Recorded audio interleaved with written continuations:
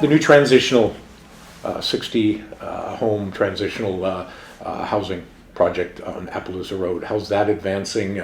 Do we have I know we've heard January, do we have a fixed date perhaps for that opening? There was a couple of things that came into that. I mean, obviously it's a partnership between the city, it's a partnership between BC Housing, and it's a partnership between the province. So when the province went through what it went through with the election and everything, there was a little bit of the communication, a little tougher to kind of have all the communication, even though a lot of the deputy ministers stay in place.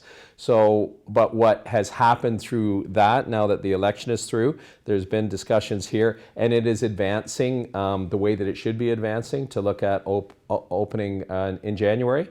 The site design is complete, the procurement of the units, the advancement of hooking up all the utilities will all be complete and advancing, and thankful for the work that BC Housing is doing alongside the city here and the provincial contribution towards making that happen, because we just supply the land, and the contribution towards the facilities themselves, the procurement of the homes, and also all of the services, on-site services, are funded through the province.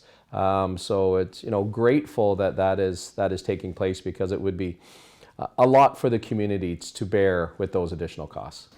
There was a lot of pushback from residents in and around the Appaloosa Road area.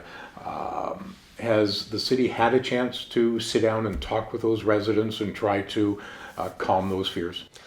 I've had a chance to sit down. I mean, they had some neighborhood representatives themselves with regards to some of the residences and some of also the commercial buildings.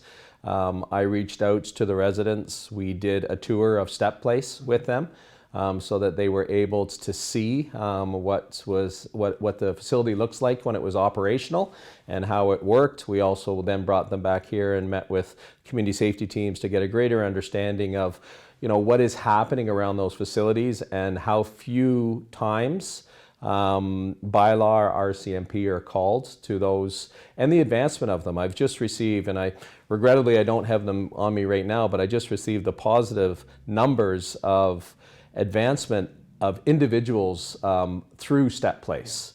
And there is only, initially when we started, it was only available for 60 individuals. The latest numbers I've seen is that 38 of them have transitioned in that first tranche of individuals. So, I mean, the services that are there and the supports that are within the unit, and the idea to advance them from there into other forms of supportive housing, employment, provide the cares, it's working.